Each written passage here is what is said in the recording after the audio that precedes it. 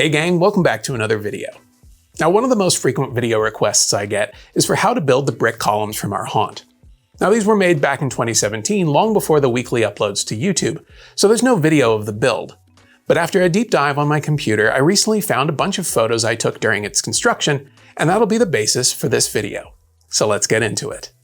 The biggest consideration for the columns was that they would break down into multiple pieces. This initially was for ease of storage, but in the end just made them easier to move around since each assembled column weighs somewhere between 50 and 60 pounds. So I set off on a design that would allow for each section to nest inside of the other and came up with this. The columns are built from 3/4-inch plywood with some half-round, crown, and base moldings to add character. The molding on the top piece is a combination of crown molding added over the top of an inverted base molding to create a more interesting profile.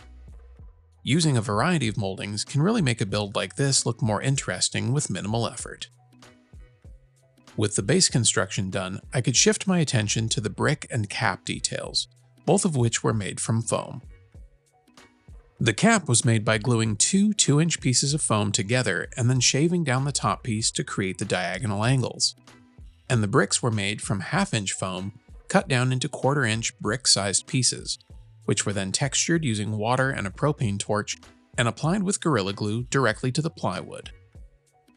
Once all of the bricks were added, I could coat all of the pieces in a hard coat of tile mortar and acrylic polymer additive.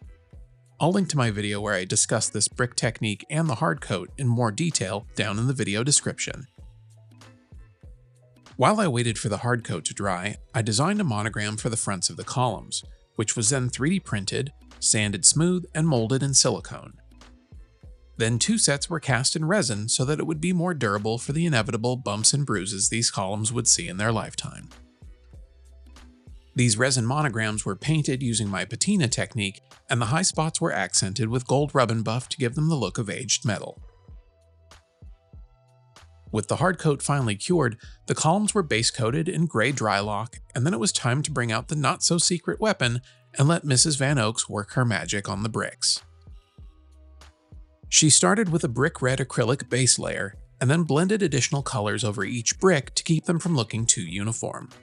And once they dried, applied a couple layers of brown-black wash over the top of everything to tie it all together.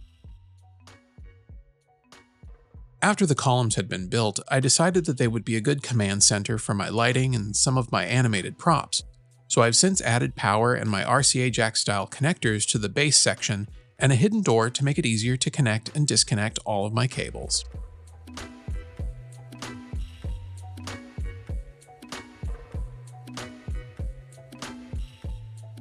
The fake wrought iron gates were made from 1/2-inch PVC pipe, injection molded finials, and some 3D printed decorative elements to help make them look a bit more realistic.